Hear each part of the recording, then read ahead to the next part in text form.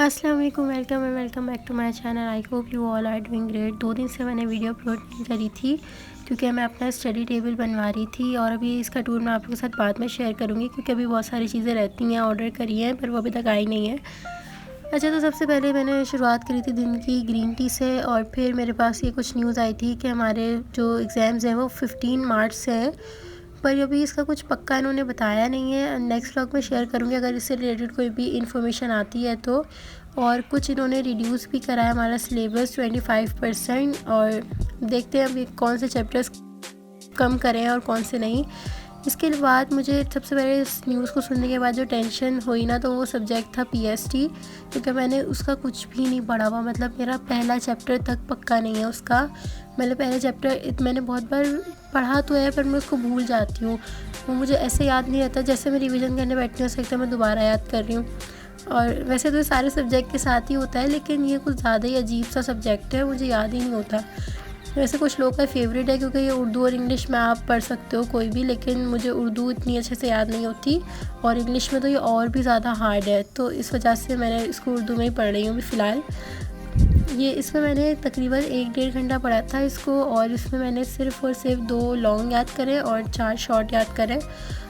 इससे ज़्यादा मैंने याद नहीं कर सकी इसको। अच्छा, तो इसके अलावा जो मुझे सब्जेक्ट की टेंशन है ना, वो है फ़िज़िक्स, क्योंकि फ़िज़िक्स एक ऐसा वाइड सब्जेक्ट है जो कि मैट्रिक में आके मुझे मुश्किल लगा है। बाकी वो 9 में बहुत इजी था। अगर आप लोग 9 में पढ़ रहे हो तो आप लोगों को पता होगा कि बहुत इजी सब्जेक्ट है।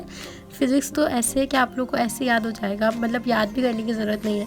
लेकिन मैट्रिक में ऐसा है कि वो बहुत ज़्यादा थ्योरी दी हुई है उन्होंने, तो कुछ ऐसे तो कुछ समझ में ही नहीं आता कि क्या करंट वरेंट तो सब कुछ, तो उसको भी मुझे समझना है और न्यूमेरिकल्स की प्रैक्टिस करनी है क्योंकि मैंने लास्ट ईयर देखा है कि न्यूमेरिकल्स बहुत ज़्यादा आए हुए हैं। मतलब कि 60% मुझे सिर्फ न्यूमेरिकल्स ही दिखे उसके अंदर। शॉर्ट में ज़्यादातर न्यूमेरिकल है और थ्योरी वाला कम है बहुत ज़्यादा। अच्छा, तो यहाँ मैं करी थी मुताल्ला पाकिस्तान के MCQ सॉल्व, जो कि मुझसे ज़्यादा सॉल्व नहीं है क्योंकि मैंने अभी जो चैप्टर पढ़ा मैं फिर उसके डेट्स वगैरह भूल चुकी थी। तो मैंने अब ये सोचा है कि मैं इसको नोट्स में बना के स्टिकी नोट्स पे और फिर वॉल पे लगा दूँगी ताकि मैं रोज़ अगर उसको देखूँ तो मुझे याद हो जाए।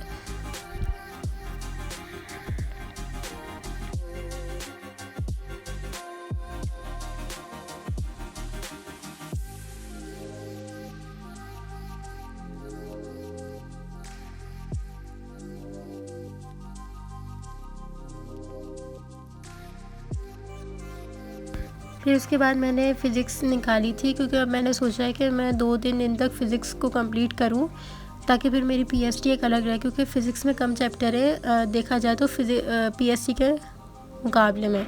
ठीक है, क्योंकि पीएसटी में आई थिंक 14 to 16 चैप्टर्स हैं, तो उसमें मुझे ज़्यादा टाइम लगेगा। मैं फ़िज़िक्स कंप्लीट करके और थोड़े बहुत मतलब प्रैक्टिस करके उसको कंप्लीट कर दूँगी, ख़त्म कर दूँगी, जैसे मैंने दूसरे सब्जेक्ट को थोड़ा बहुत सिलेबस कवर कर लिया है ताकि मेरे पीएचडी का मुझे ज़्यादा टाइम मिल जाए।